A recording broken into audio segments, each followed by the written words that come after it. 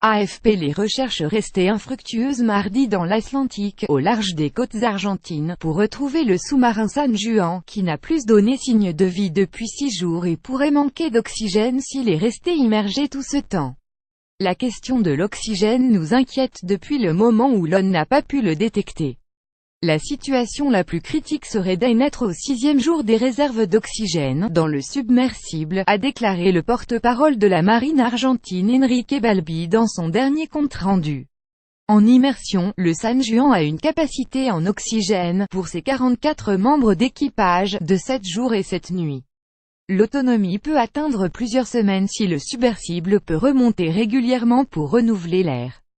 Favorisé par de meilleures conditions climatiques après plusieurs jours de tempête, les recherches se sont intensifiées mardi, avec plus de 4000 effectifs d'une dizaine de pays participant aux opérations. Nous n'écartons aucune hypothèse, n'a cessé de répéter ces derniers jours le capitaine Balbi. Jusqu'à présent, tous les possibles indices de présence du sous-marin se sont révélés de faux espoirs mardi. La marine a fait état de fusées éclairantes blanches aperçues d'un avion, avant de préciser que celle du San Juan était de couleur rouge ou verte. Et le canot de sauvetage repêché dans des conditions difficiles n'appartenait pas non plus au sous-marin. Lundi, 2 autres pistes s'étaient évaporées. Les experts avaient déterminé que les bruits détectés lundi par le sonar de 2 navires ne provenaient pas du San Juan, ni les 7 appels reçus samedi par des bases navales argentines, un temps considérés comme des appels de détresse du sous-marin. Soutien de Maradona. La zone initiale de recherche, de 300 km de diamètre, a été quadrillée à 100%, mais les recherches ont été étendues à un périmètre de 1000 km de long du nord au sud et de 4 à 600 km d'est en ouest. Nous continuons de faire tout notre possible, en déployant tous les moyens nationaux et internationaux disponibles pour les trouver au plus tôt, a assuré mardi le président argentin Mauricio Macri dans un communiqué. La légende du football argentin Diego Maradona a lui aussi exprimé son soutien via Instagram. Je crois que le plus important aujourd'hui est de sauver nos gars.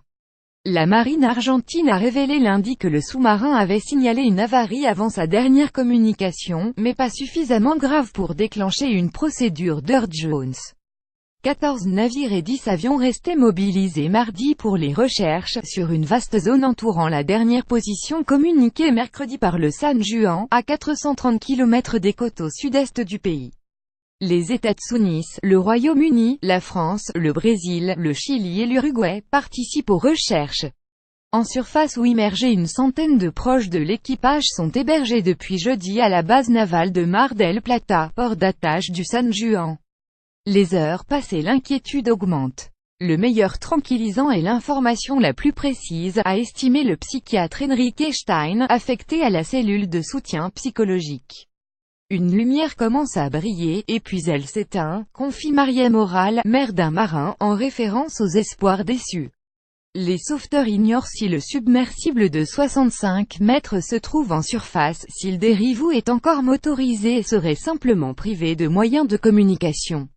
Ils ne savent pas non plus s'il se trouve en immersion volontaire ou s'il a sombré.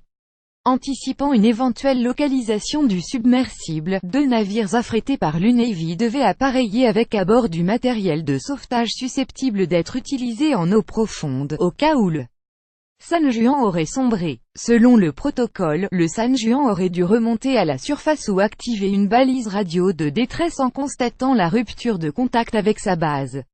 Parti pour 35 jours, il effectuait une mission de surveillance entre Ushuaia, à la pointe sud de l'Amérique, et Mar del Plata.